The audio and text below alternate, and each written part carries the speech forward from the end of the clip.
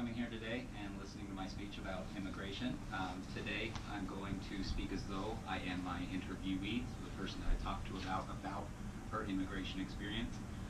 So my name is Francois Raconen. I moved here from France in 1973, following meeting my future husband, who was a returned GI from the Vietnam War, stationed in Bordeaux, France, which was very near my hometown. We essentially became acquaintances, and within a year he proposed to me, and we essentially decided from there that we would move to the US so that we could get married, and that then I could then pursue gaining citizenship here within the United States. The process of becoming a citizen was very easy. Once I got to the United States, I had to fill out a very large packet of forms, of info sheets. I had to pay a large amount of money in order to actually obtain my citizenship. Some of the difficult things to adjust to when moving to the United States included the language, the food, and also the people here, and the lack of people that I could connect with. Essentially, I was locked into interacting only with my husband's family and friends because English was my second language. I wasn't very easily able to communicate with other people. I wasn't able to make new friends here in the United States, and so it was very hard for myself to assimilate into the American society and feel comfortable therein.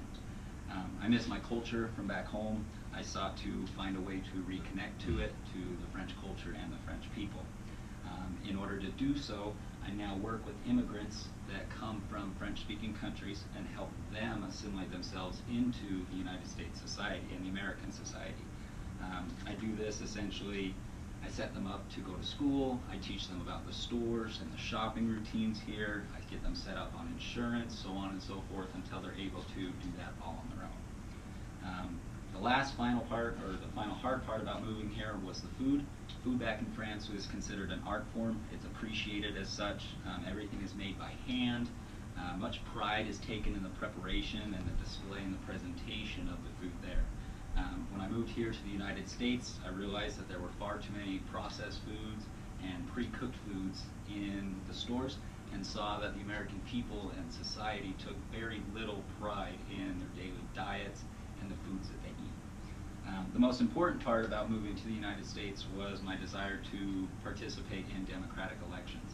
I could participate in France prior to leaving due to the democratic process coming to France in 1958. But I wasn't ever able or never felt the desire to participate while I was in France. But coming here, I had a very large ambition to do so. Let's see. One of the reasons why I didn't feel inclined to vote back in my country was there wasn't a very large amount of pride in the citizens of France following the war. No one really wanted to participate in deciding through that rebuilding process. And so I felt like the people say in France meant little, and so coming here made me feel like my voice would be louder and I could voice my opinion a little bit better. Talking about the image that other people have and the French people have about the typical American, we find them very comical. It's not what the typical American would say they see when they look in a mirror and the reflection that they see there.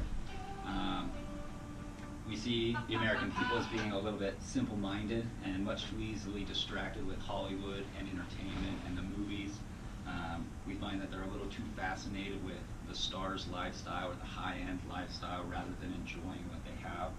And so they're essentially trapped in a virtual sense of perfection within their own lives, which then leads to a loss of sense of values in their lives and also a loss of self-worth. And so I feel like that is something that the American people don't realize about themselves. Concerning the immediate border issue that's being talked about in politics, I'm all for immigration as long as it's done legally. Obviously, I'd be a hypocrite if I wasn't supportive of immigration as I came to this country as an immigrant myself. There's a multitude of reasons that draw people to this country, whether it be opportunity, the American dream, ability to prosper, whatever you'd like to say. Just because people are in pursuit of that doesn't mean that they should be able to come here illegally or take advantage of the loopholes that are in the current policies in this country.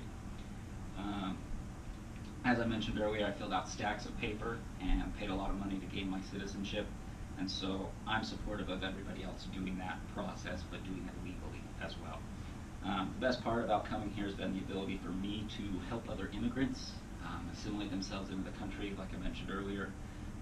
I was able to take my negative experiences that I had in this country and hopefully make it a little bit easier or a little bit less burdensome for immigrants that may come after myself.